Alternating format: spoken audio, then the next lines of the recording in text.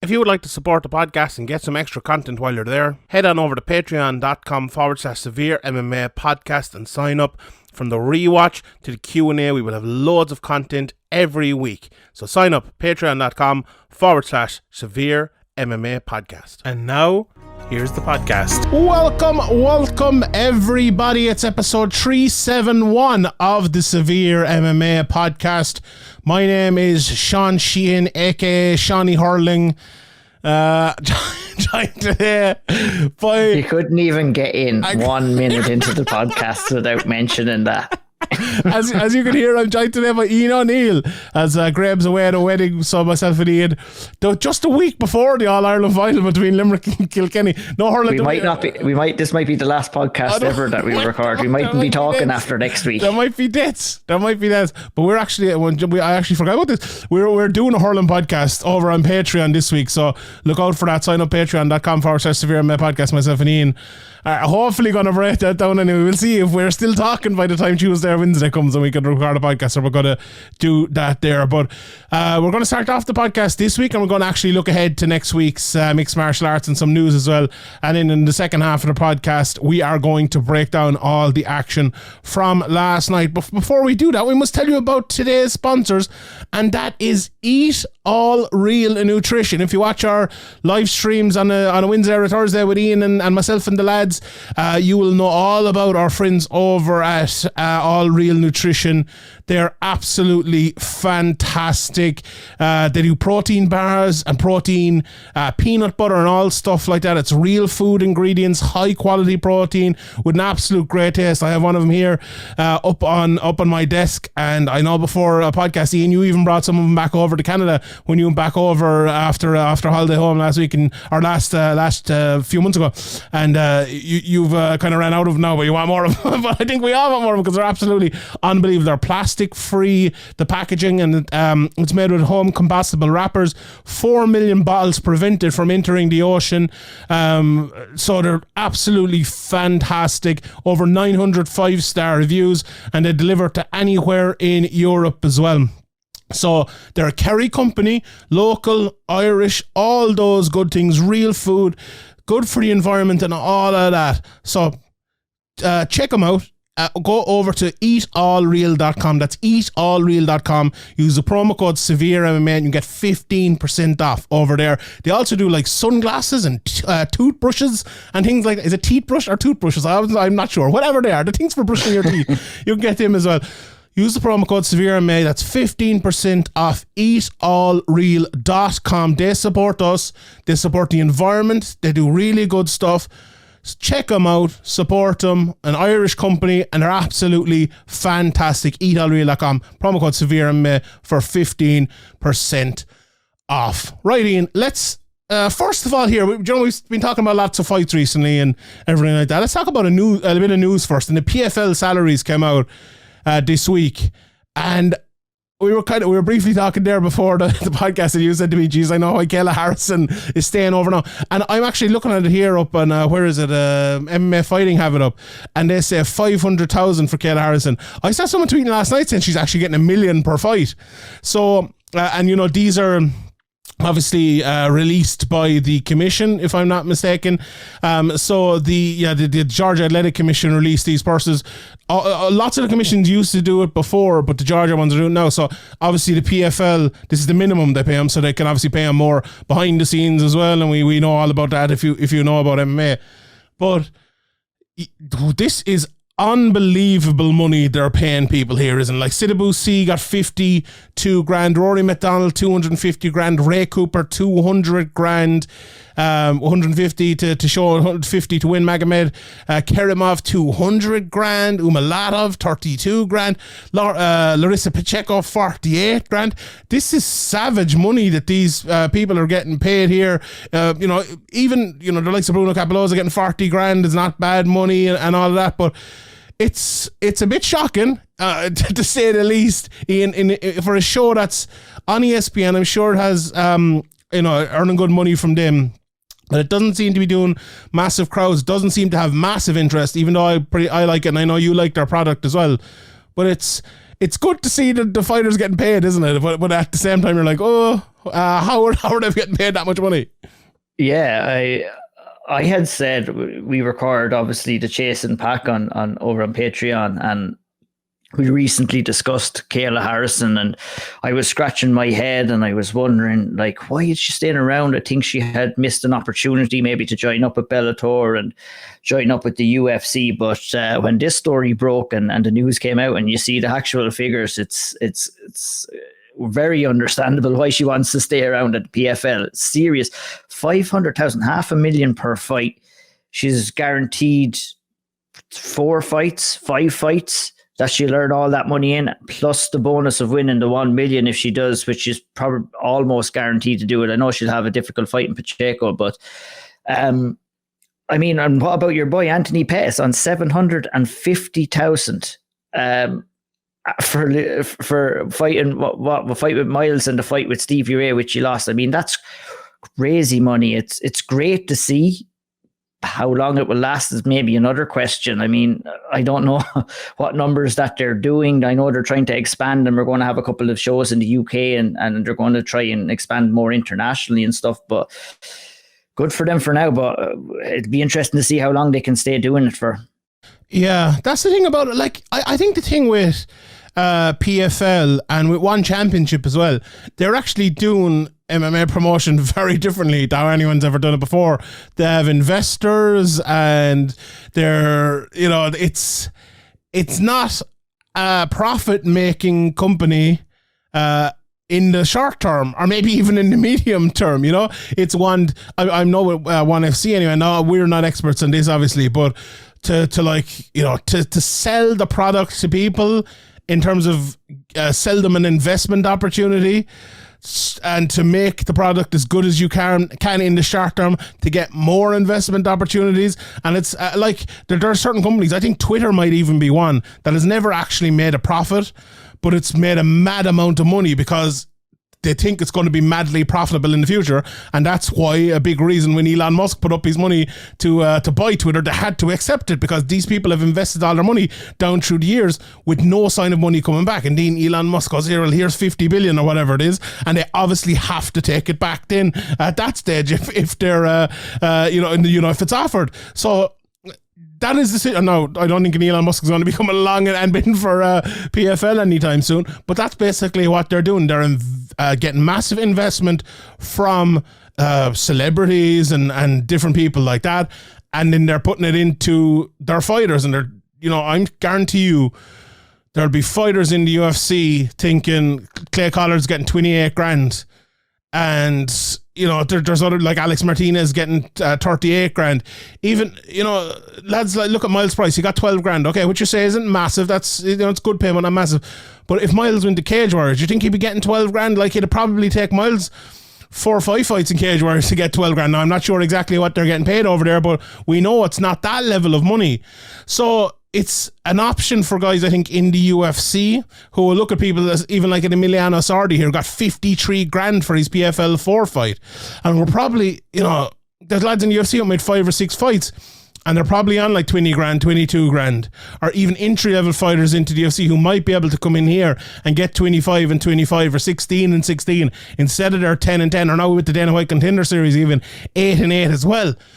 So I think these figures coming out and being like widely reported is actually a massively good thing for PFL.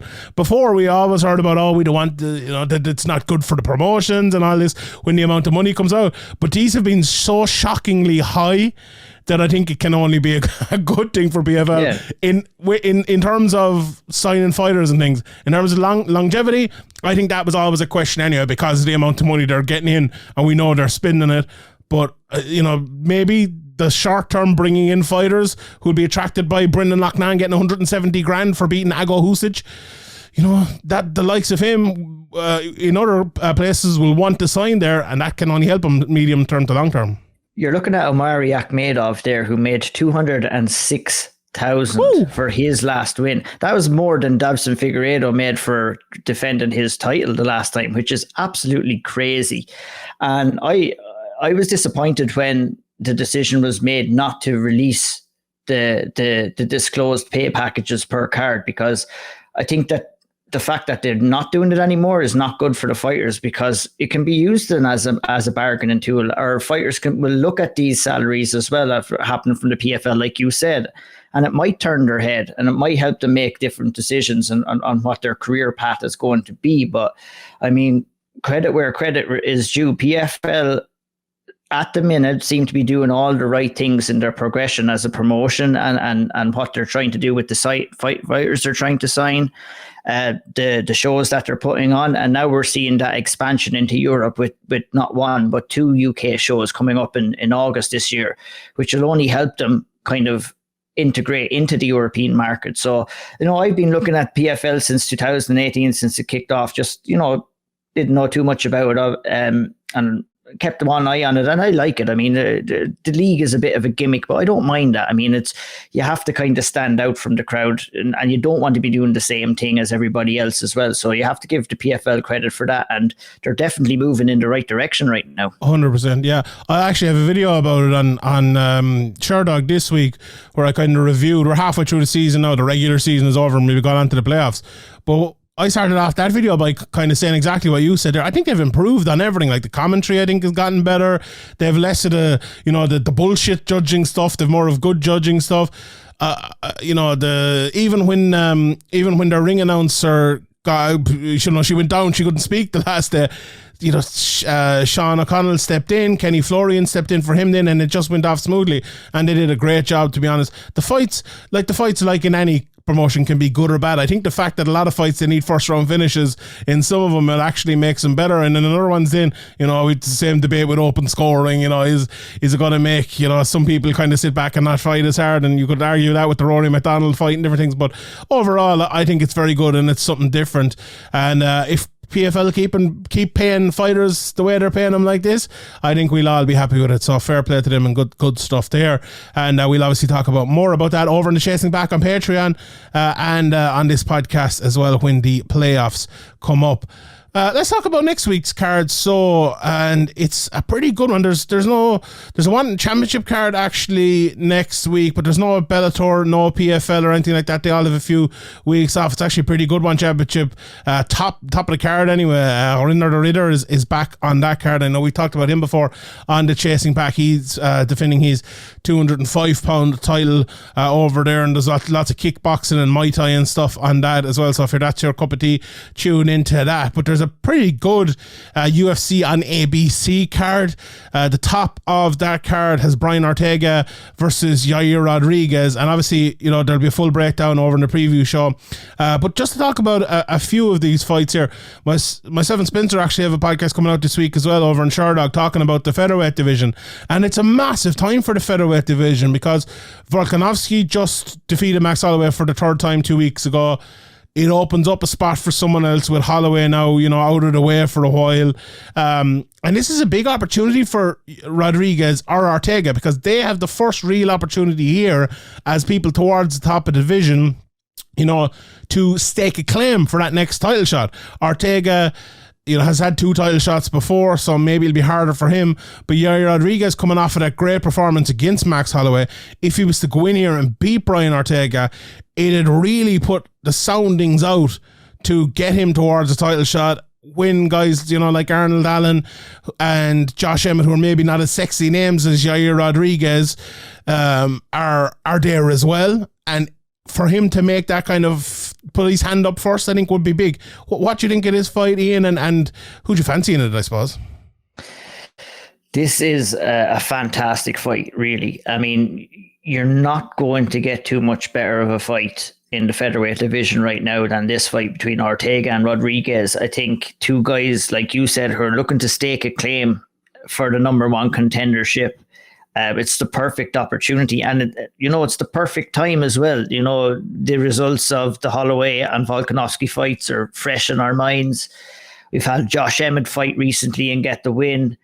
The only person that's kind of getting left out in the cold now in the featherweight division is, like you said, Arnold Allen. You know what I mean? It'll be interesting to see what they do with him, whether they will match him up with Josh Emmett and or maybe throw him in for the next shot. I doubt that that's going to happen. I can see him probably fighting someone like Emmett next. Volkanovski's a broken hand now as well, so he's going to be out for a good few months. Yeah. So we could work our way into, maybe if you wanted to label it as Ortega, Rodriguez, Emmett, and Ireland in a kind of a semi-final, kind of a number one contendership, small little mini bracket tournament.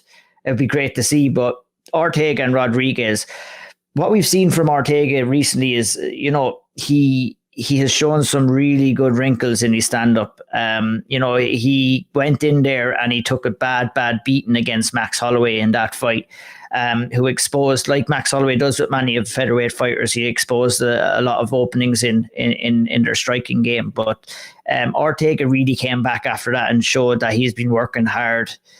Took 2 years out and came in against the Korean Zombie, and, put on a clinic against Korean Zombie, to be honest, dropped him with spinning elbows and look, got the better of the stand-up and the grappling exchanges. Against Alexander Volkanovski, Volkanovski proved that how good of a fighter he is in that fight as well, but almost got caught in that third round with that guillotine. Like, Ortega was so close there to getting it, and another man on another night might have tapped out.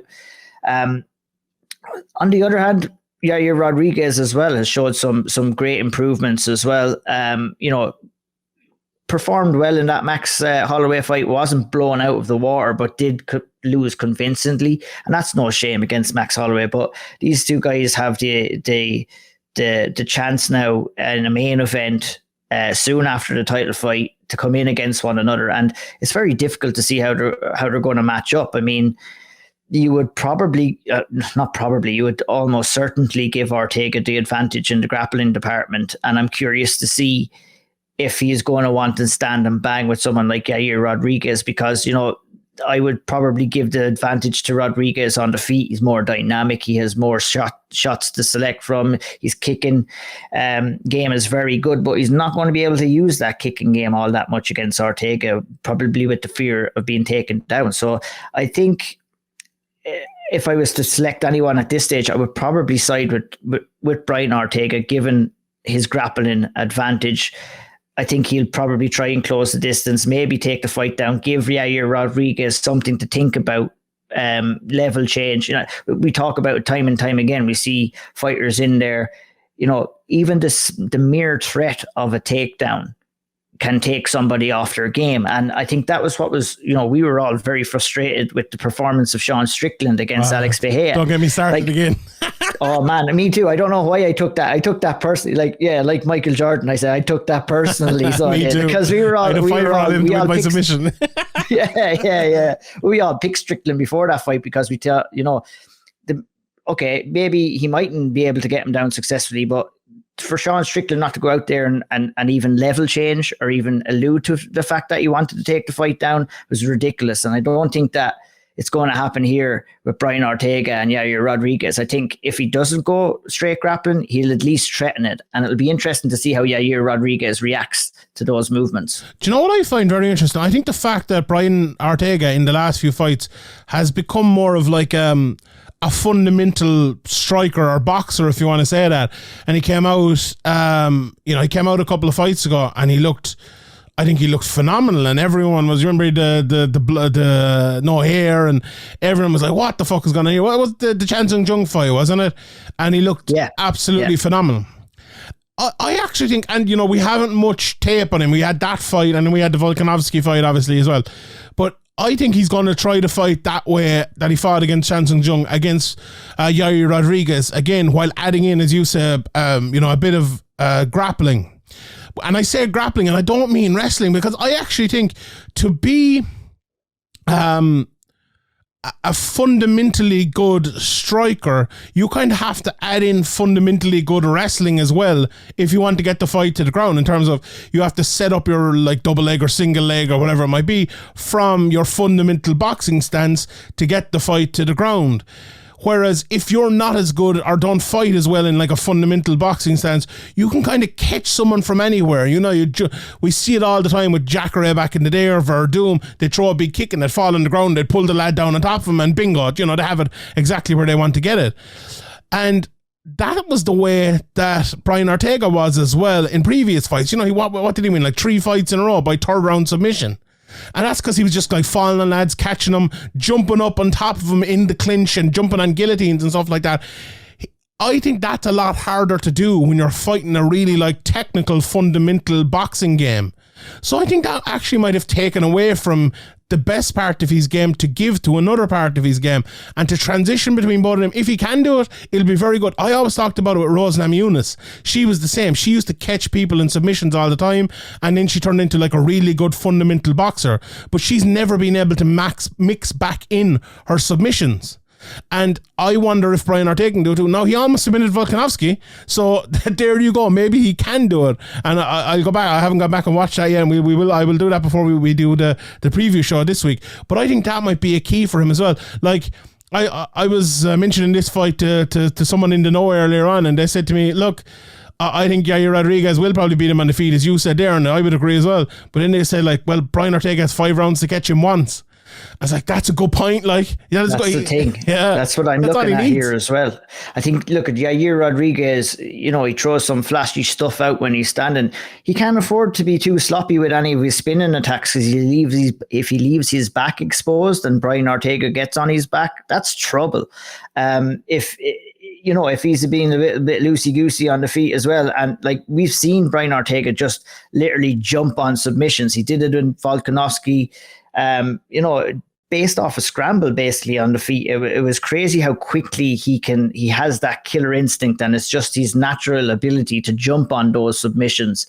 And I think that's what makes Brian Ortega very dangerous in this fight as well. And, having that in your back pocket as well, I think is very important, and it will bring his confidence levels up coming into this fight. Whereas I don't think he's going to be afraid to kind of stand and bang with Rodriguez. And it'll be interesting to see how they both do in boxing range, because if you're Yair here, you're not going, like I said, you're not going to be throwing out kicks all that much. You don't want one of those kicks to be caught. You don't want to end up on your back. So, we could have like a good old fashioned Mexican standoff here where, the two guys are standing in front of one another, kind of waiting to counter each other. We could see some exchanges in boxing range here.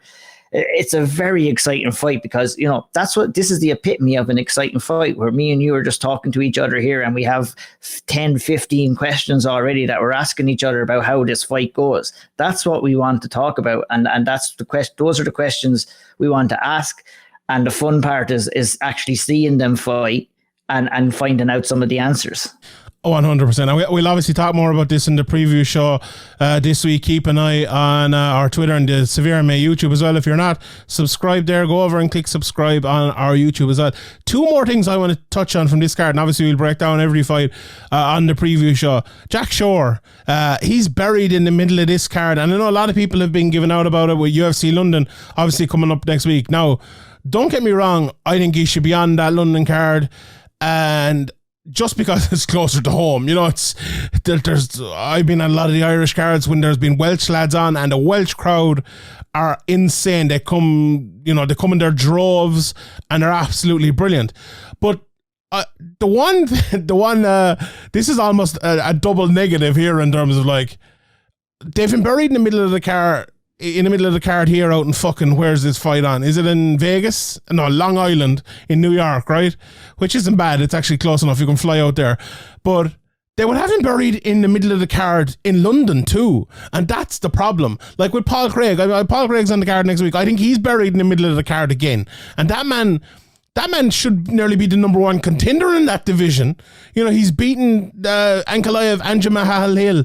He should be right up there, and they're burying him in the middle of it. Jack Shore, 16-0, maybe the best prospect in the world, and they're burying him in the middle of it in a tough fight against Ricky Simon, or Ricky Simon as they call him.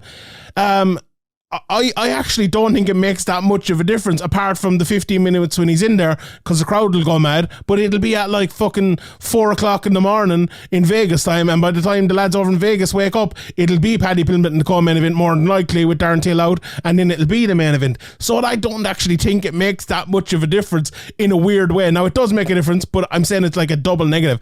What do you think of Jack Shore here? It's a good fight though against Ricky Simon, but it's madness.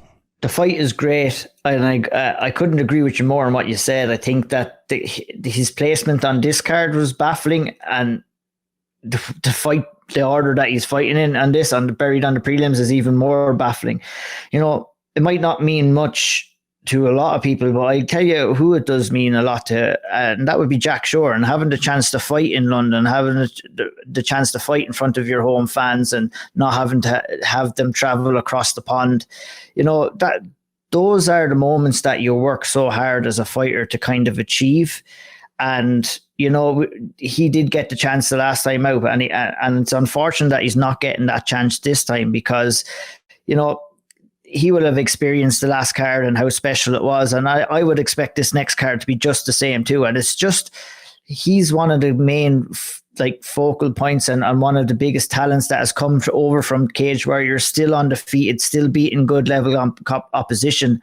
And it's just a shame that he's not being given the opportunity here. And, you know, I don't know why. He doesn't know why either. I know his dad has been talking on Twitter saying it's been a little bit even disrespectful putting him on this card. But, you know, that's all there. It's happening. It's going down. What he cannot do is get too distracted by that. He needs to concentrate on Ricky Simon, who is a tricky customer. He just needs to get the head down, get the job done, and then use his time on the microphone, call the UFC out, call out whoever made the decisions. Like, I should be on that London card. Don't let it happen again. I need to be on those cards. But it's time and time again, we see these kind of strange decisions in the UFC, and I really can't get my head around this one.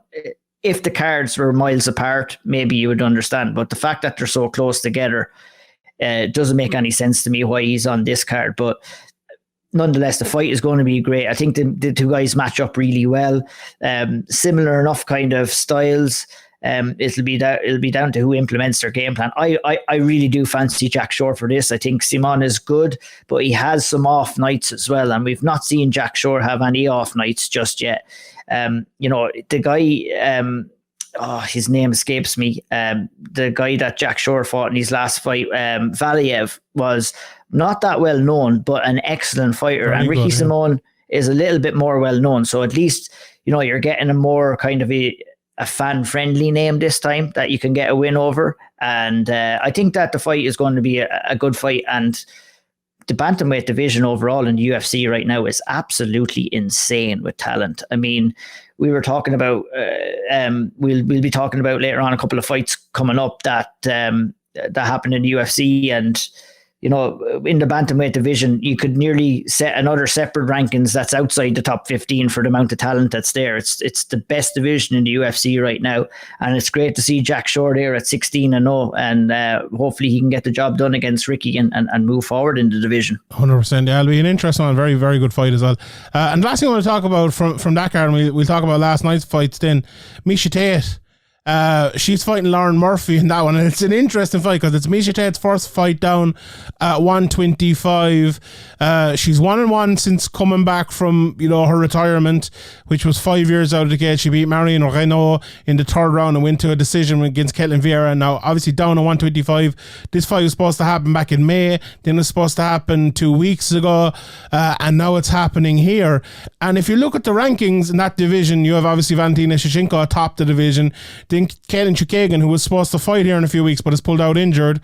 Then Talia Santos, who obviously just lost to Shevchenko. I think there should be a rematch personally, because that one was close enough to warrant it, even though I had Chukagan winning.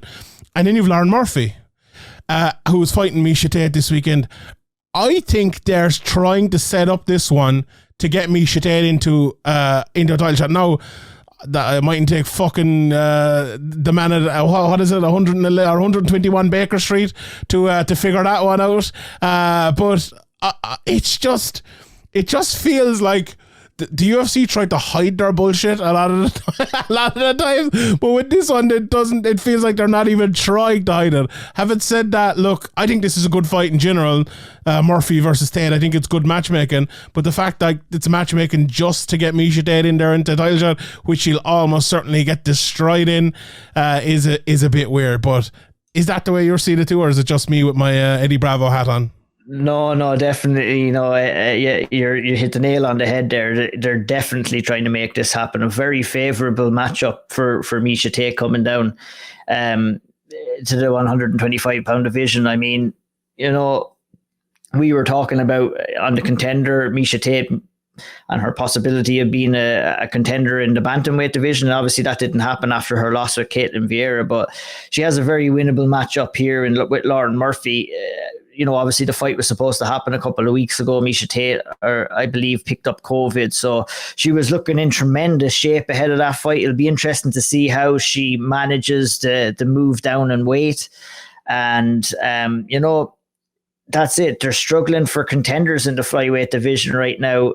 Miesha Tate gets a win here. I would not be surprised to see her getting thrown straight into a title shot.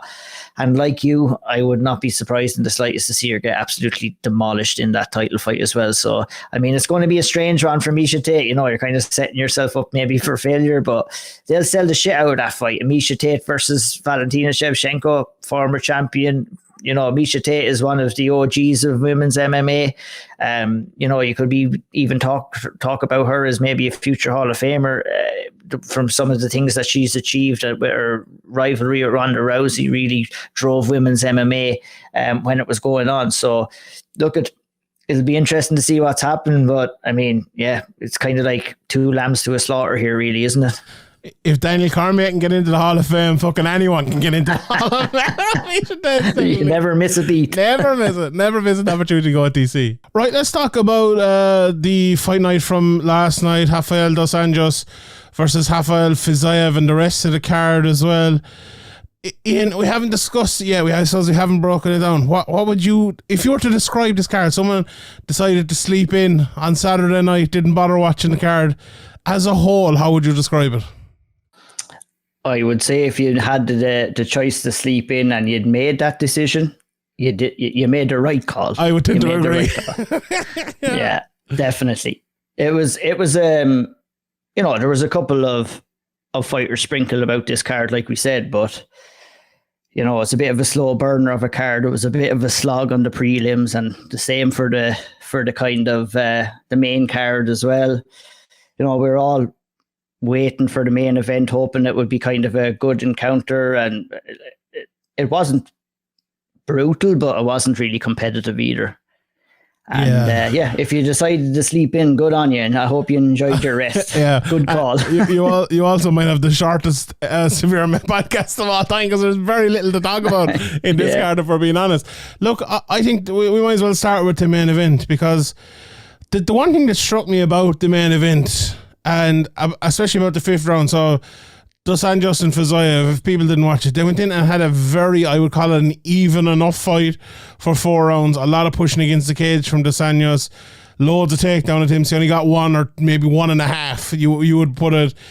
And Fiziev probably landed the better shots on the feet. Dos Anjos landed a few of his own as well, and that was grand. I don't know, I haven't seen the scorecard yet. Maybe we'll pull them up here as we go along. But Dos Anjos came out flying in the fifth round, flying altogether. He was like, right, I'm going to finish this fight in the fifth round.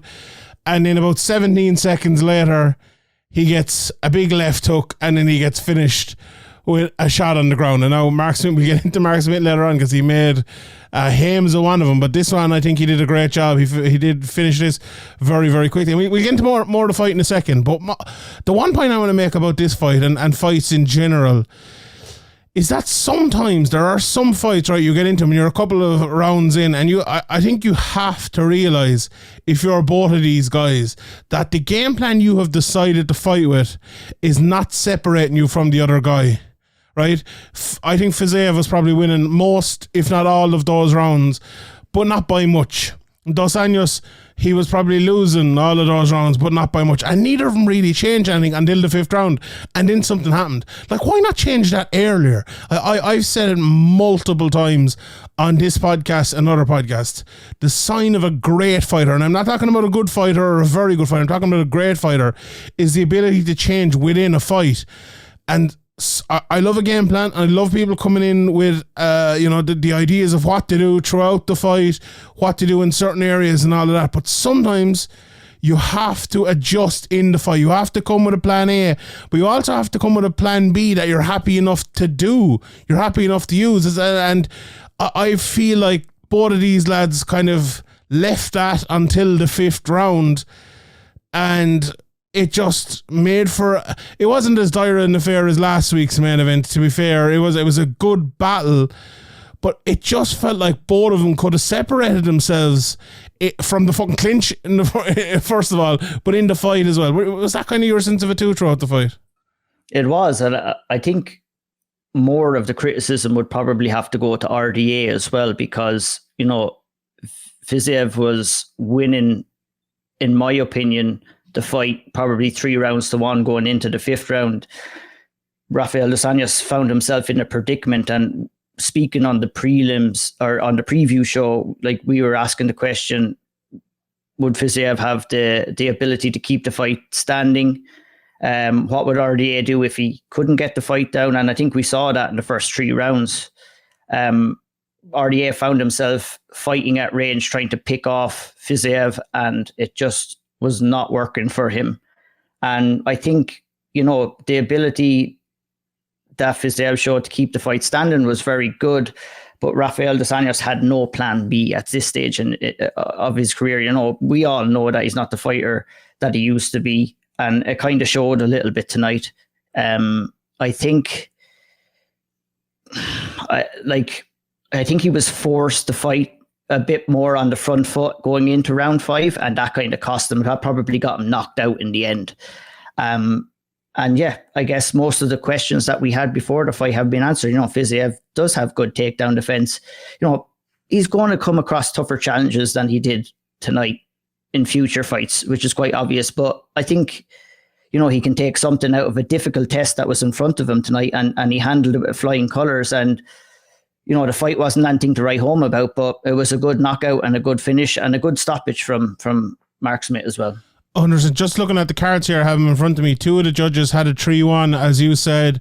One judge had a 2-2. So, you know, it was no matter what the judges scored in the 5th round, unless it was a 10-8 or a 10-7 or whatever, and unless there were points taken, it would have been a fight that Fiziev would have won either by unanimous decision or split decision. So, you know, he was winning throughout the fight. And I wasn't necessarily scoring it as I went, just because I'm fucking sick of it and it was too late and all of that. But yeah, the general feeling was, I was just kind of looking, and I would never give a confident score either. I could just suggest that Fiziev was winning the fight. But what do you do next to him? I mean, that was a good test. That was a good challenge for him. You move on up.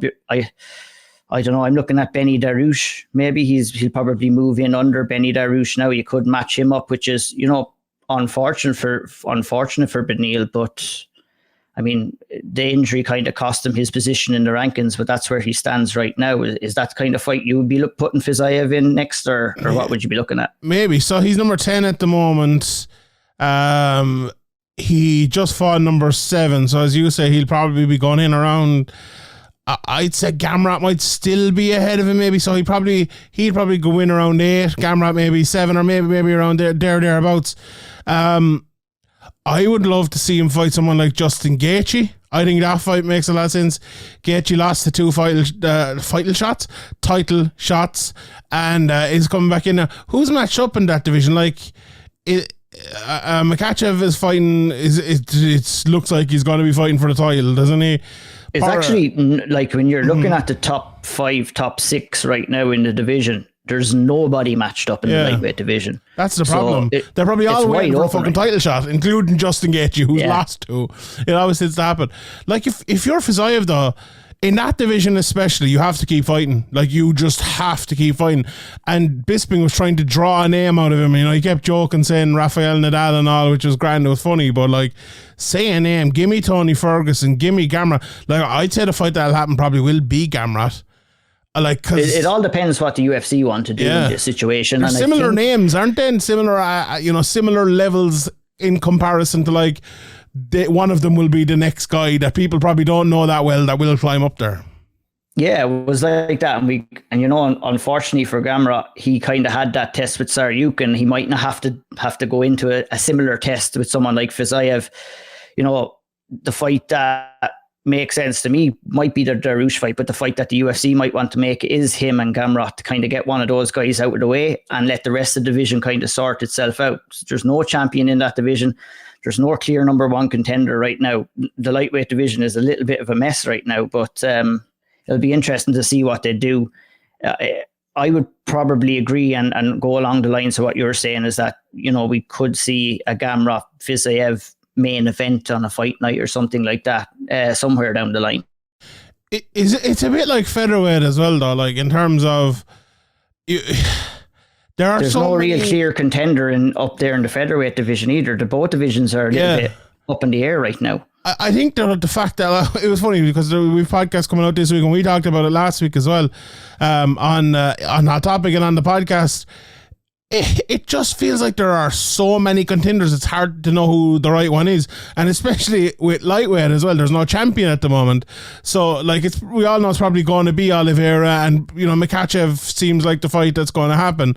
But, like, even after that, let's say that fight was to happen next week and we got a winner and we need a next contender. Like, who's that then? It could be any of these guys, or they might be one fight away from it being one of these guys pretty clearly. But at the moment, there's just so many of them there and so many good options there and so many good fighters there that you get a number 7 against number 10, and it's actually like pretty meaningless in terms of the title picture or even the like number 1 contendership, because we all know they're probably going to have to fight at least another one fight and against someone higher up. Like if what I said and what you were talking about there happens, Fiziev fights Gamrot.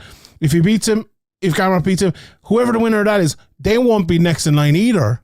You know, they will have to fight a Justin Gaethje or a Dustin Poirier or someone, unless them lads are gone away, and then they'll have to fight whoever's next. Maybe it's a Saryukin after winning one back, or maybe it's a McGregor or whoever to get up to that title shot. So it's very hard. It's harder than ever, I think, to get title shots in the UFC these days. But I think after a performance like that, as well, maybe just briefly get back to it and maybe quickly analyse the fight before we move on to the rest of them as well.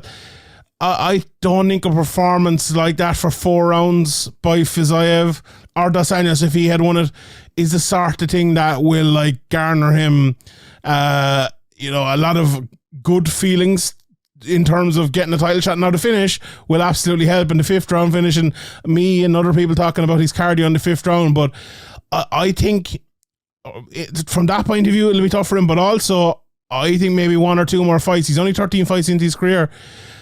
We started off this discussion talking about how great fighters change during fights. That will be a thing you can go back and look at. If he's good coaches, I'm not sure who's coaching him, who's talking to him or anything, but they said at him, look, you need to do this, this and this in the fight to change things, to up it, to stop these situations happening. It could actually make him a way better fighter. He implements that in the next one over 5 rounds, the next one over 5 rounds, and he gets to the title and he's absolutely ready. So it could be a blessing in disguise for someone like Fiziev. Like thinking about it now here, I think it's more of a learning fight, this one, for Fiziev than anything else. When I think he announced himself as a real contender tonight, but also I think he's still a prospect in a lot of ways, isn't he?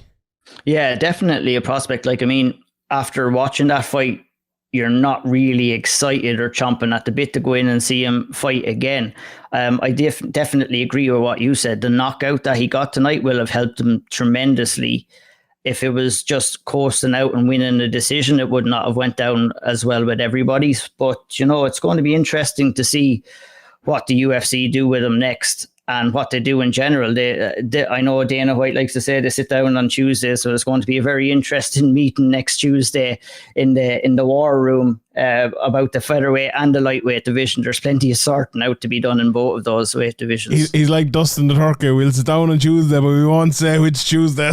Yeah, some Tuesday, or like to say some Sunday during the week, or something like that. I never heard that one, but I like that one. No, I'll start using that one myself. I suppose there was a few fights like the main event on the card last night. Carvalho against Armin Petrosian was pretty similar. There was the first round of great takedown by Bahalio, great back control, almost got really tried hard to get the rear naked choke multiple times, wasn't able to get it. And I think from that point on, sometimes you reach a point in a fight where you know the guy is not going to submit the other guy, but you know he's probably going to keep taking him down, and then it's like, well, this is just going to be a boring fucking decision here. And that's what it kind of turned out to be. Although Petrosian tried his best in the last round to land a few shots, but it wasn't to be for him. This is nearly the exact same fight that we seen with Andre Muniz and Uriah Hall last weekend as well. Just Muniz took Uriah Hall down, figured out they had a clear advantage in the grappling department, was able to take the back of Hall, and Berhalio did the exact same with Petrosian here tonight. Didn't push for the finish. And, you know, I mean, like I said on Twitter after the fight, it was like, you understand UFC putting Berhalio in a position like that to try and build his name, try and push him up the rankings, but it's very counterproductive when the end result is what we seen in the fight tonight. It was not the most exciting fight.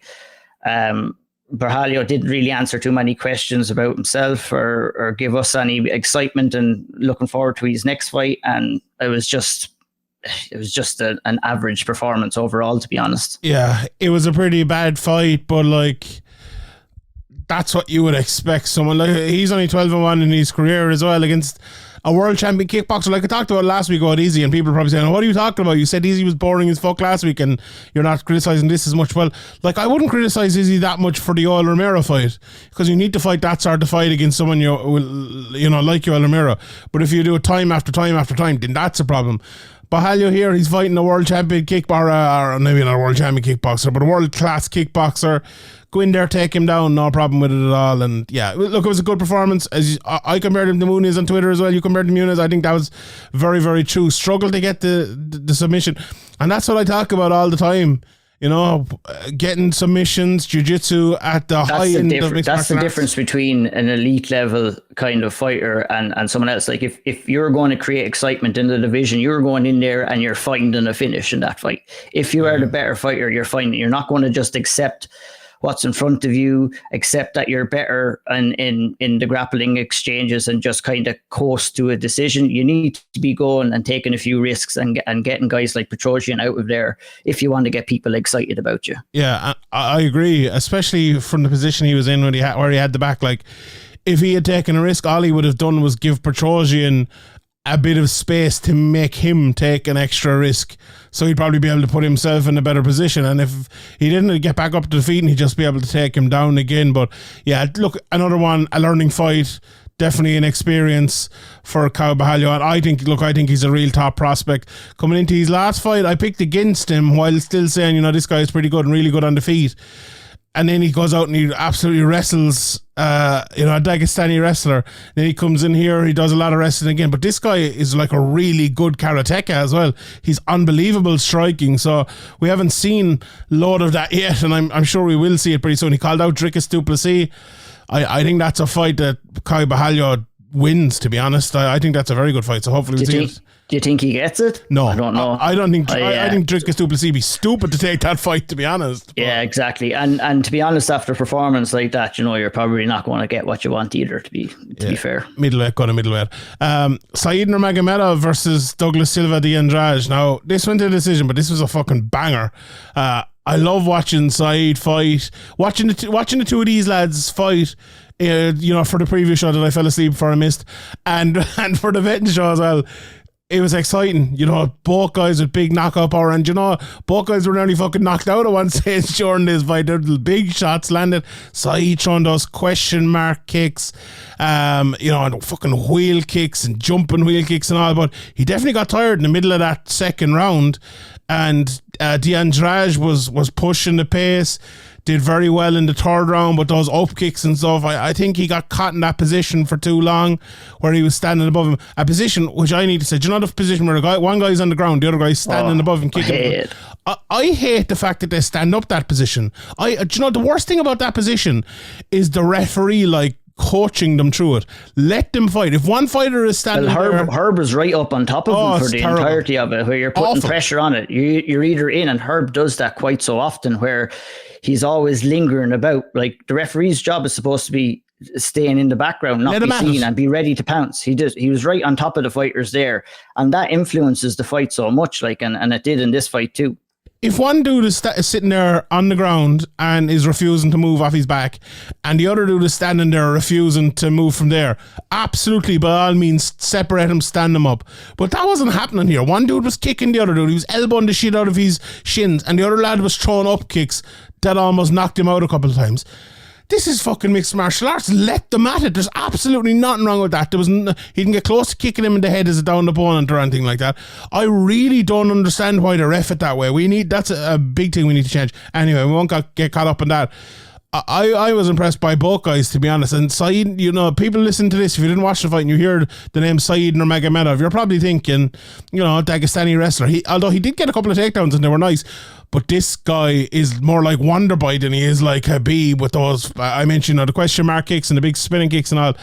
I'm a massive fan of Saeedner Magamedov. I know he was supposed to fight. Was he supposed to fight Jack Shore before? Jack Shore's fighting next week. I thought he was fucking fighting this week, coming into this. But, if he wins next week, that could be a fight that could happen as well. And that'd be a banger. Are you impressed with Saeed?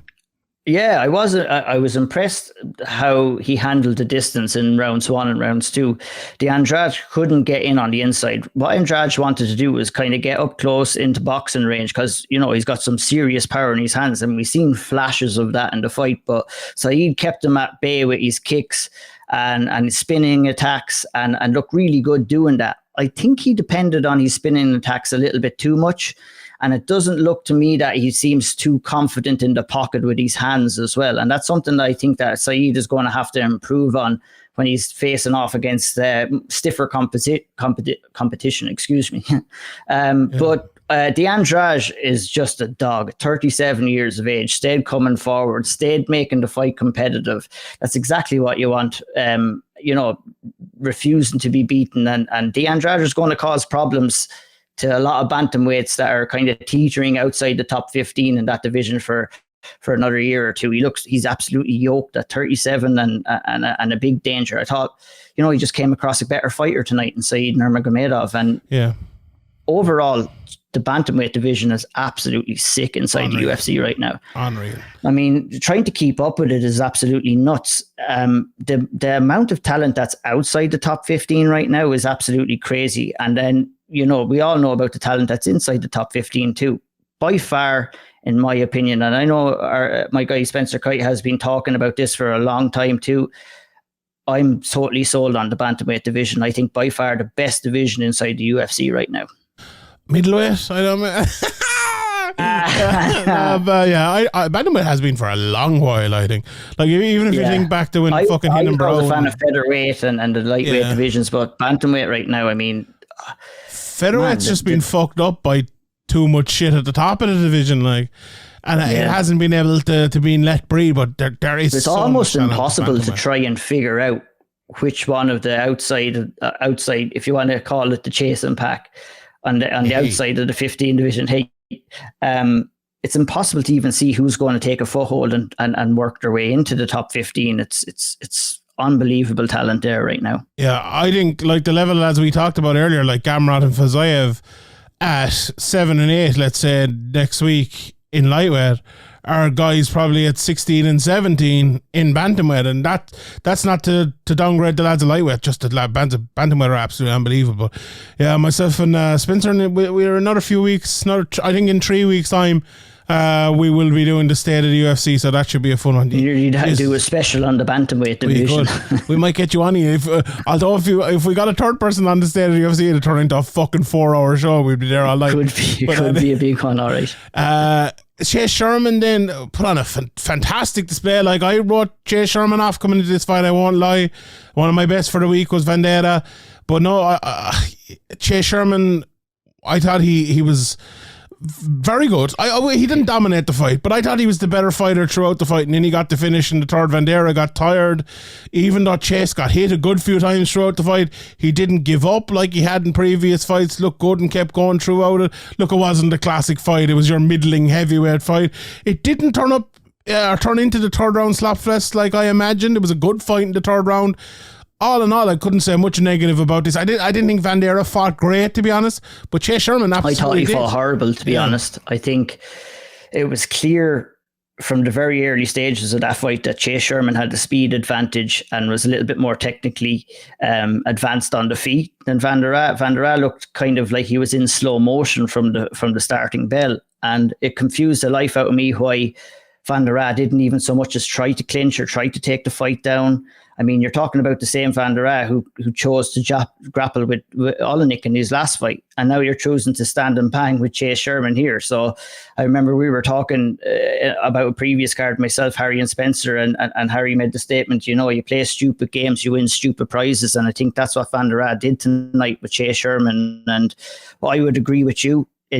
Chase Sherman fought probably the best fight that he's fought in a long time inside the UFC, but on the other end of the stick, Van der Aa didn't really ask him too many questions. We've seen Chase Sherman kind of give up a little easier when he's put down, when he's on his back, and he wasn't put in those positions tonight. So look at that was a fight that both fighters needed to win. There was like, between them, they hadn't won in their last 7 fights. So Van der Aa could be under pressure and keeping his job in the UFC. Yeah, he really, really could, indeed. Ayman Zahabi then and Ricky Turquoise put on. You couldn't blame Ayman Zahabi for this, to be honest. This is brutal. Ricky was just like roaring and shouting and not throwing any punches for 15 minutes and ended up losing. And any of the shots that he did landed with no. You're talking about impact strikes. None of them did. They would be struggling to score that in point karate or point kickboxing or taekwondo or anything. Whatever sport you get points for touching somebody, but it was like, you know, the Family Guy, Al Harrington's wacky inflatable arm flailing tube man. There was hands flying all over. Tube man, wacky waving inflatable arm flailing tube man, wacky waving inflatable arm flailing tube man. That's very true. Like, it's true. That's what Turcos looked tonight. I mean, I didn't enjoy this fight at all. Rubbish. It was brutal, absolutely brutal. Do you know what he kind of reminded me of? Right? Do you ever watch those films where there are 2 lads are about to fight, right? It's usually an American fucking soldier against an Asian man who's the baddie in a fucking in a trainway, and you know, one lad walks up one way and the other lad walks up the other way, and then they're kind of standing opposite each other and they start doing stuff like that's what fucking Turquoise was doing for 15 minutes, just like roaring 100%. And shouting. So it was bizarre. Fair play to Ayman Zahabi for not getting drawn into his bullshit and winning the fight. So, you know, he got the win. He can move on. He's been a tough time for him over the last few years. But Turcos was a former tough winner. Would I be right in saying that? He's not that bad of a fighter when he fights, but he's a bit of a Kevin Holland. He just didn't bother fucking fighting. Like, yeah, he's a strange customer altogether. I mean, I don't know. I just didn't enjoy that fight at all. He offered fuck all, to be honest, and it was a relatively easy win for Zabi in the end. I mean, you're not going to get too much easier of a win than that inside the UFC. No, hit and don't get hit. That's what he did. Jamie Malarkey and Michael Johnson certainly hit, but they didn't manage to not get hit part either of them, because this was an absolute banger of a fight. A very, very close fight. Malarkey clearly won the second. Johnson clearly won the third. And it all came down to that very close first round. I thought Malarkey won it. I saw a lot of people saying, all right, they both hurt each other and then Johnson won the rest of the round. Yeah, the way I remembered watching back the fight, and like I said, I didn't score it either. Can I just say before you go into, I disagree with that. I thought Malarkey was winning it, and then Malarkey got the better of the big shots. But anyway, what way did you think? Yeah, well, like that's what I would have said in round 1. I had Malarkey winning the exchanges until he got hurt.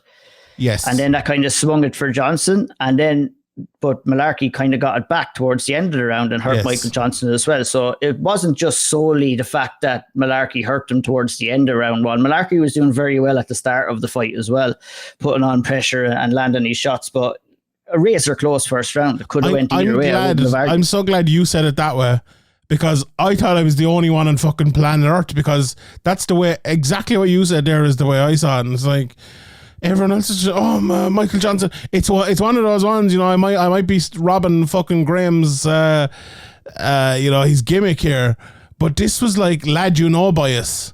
It's like, because they know Michael Johnson, they scored a fight towards him, or maybe even because he was the underdog and people betting him, they were scoring it towards him. But God almighty, it was a very close round. If you scored it for Johnson, there's nothing wrong with it. But if you're apoplectic about Johnson winning this round and Malarkey not winning it, then there's something wrong there. There's something sniffy going on. Let me look at your bank account, or let me look at, your search history maybe to see if you've ever looked up who fucking Jamie Malarkey is.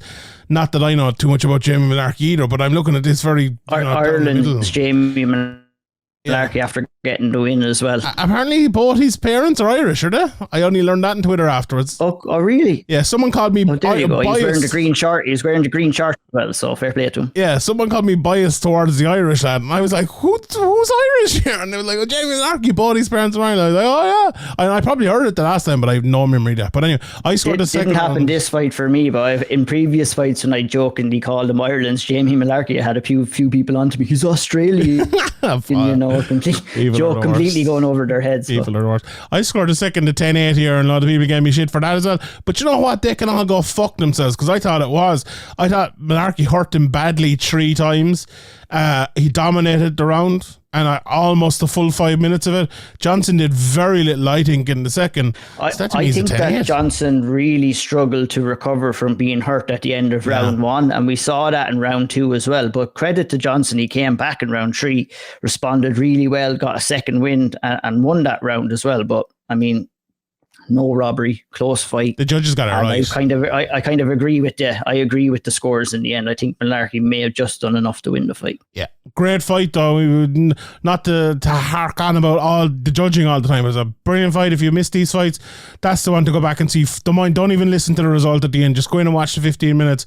Really, really good fight. Really good knockout in by Cody Brundage, who hit Tresean Gore right down the middle, knocked him out. We don't need to talk too much about that.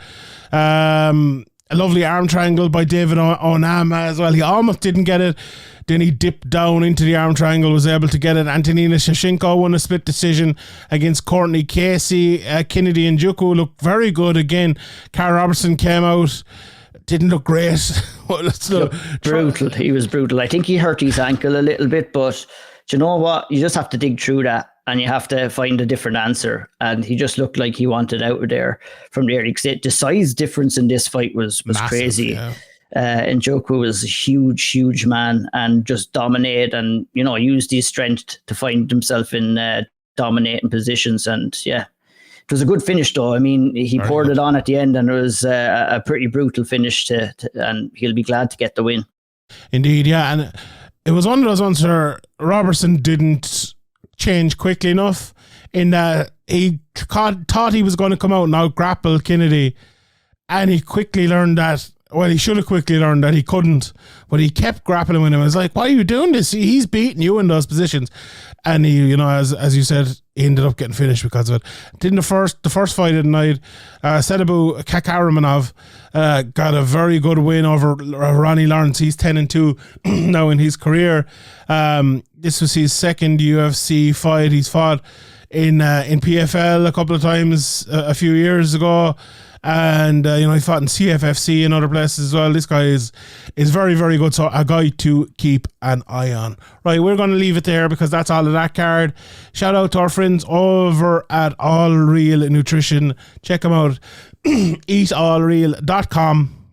Use the promo code SevereMMA, 15% off. Check out the Owl Triangle as well. Great interview with Joseph Duffy. It's up on the SevereMMA YouTube right now. Scroll down there. It's probably last video, or maybe there's one after it as well. But you'll find it there very, very handily. It's on SevereMMA.com as well, on the homepage still. I'd say at the moment, great job with Ian and Andrew and Quilcha as well over there, covering all things Irish MMA and giving great coverage all together. Follow Ian at O'Neill MMA. Don't bother following me. Follow at SevereMMA Pod, at SevereMMA Podcast as well. We appreciate all the time and effort everyone puts into doing all the work over in SevereMMA, like Ian and Harry and all the lads. And we appreciate the time you put in as well, listening to us. Because without lads, we'd be nowhere. We wouldn't be talking into this microphone here. We'd be only talking into a void. So we leave it there, Ian. Any parting words before we go? Thank you for staying up late here in Canada to do this podcast with me, and we'll be doing more of them, sure, over the next while anyway. We surely will, and thank you for staying up even later to do it with me as well. I'm up early now. I'm not up late. That's it. I guess you are now. I guess you are. Is it like Sunday in your world yet, or do you not kind of count it until you wake up the next morning? I don't know how you do it, man. No. It's crazy. I'm going to bed now, and I'll be up in about 4 or 5 hours to do a barbecue. So the only parting words that I have is up Kilkenny, up the Cats. We want to try and get it done next Sunday. Myself and Sean mightn't talk for a couple of weeks after, depending on what way the result is. I mean, I know he's not a great loser, not a great winner either, but we'll see. I'm an even worse winner. Do you know what? I got an awful feeling today that Limerick are going to blow him out of the water. And that's not like something for me to say. I play it coy, and I just got a feeling today. And I hope I'm right, obviously, but I might be wrong too. But do you know what? I just think it's going to be a great match. And do you know, isn't that what we all watch it for? A great all match. So. It is. You've been calling for this. You've been wanting it for a couple of years, a chance to take on Kilkenny in an All-Ireland final. And I think, you know, for me, looking in, I think we've done quite well to make it to an All-Ireland final this year, considering the start of the year. So, I mean, it's one match, it's one day, and anything can happen. So I'm looking forward to it. May the best team win. And we'll enjoy it either way. Right, everyone. Thank you very much for listening. And we'll see you all next time. Bye.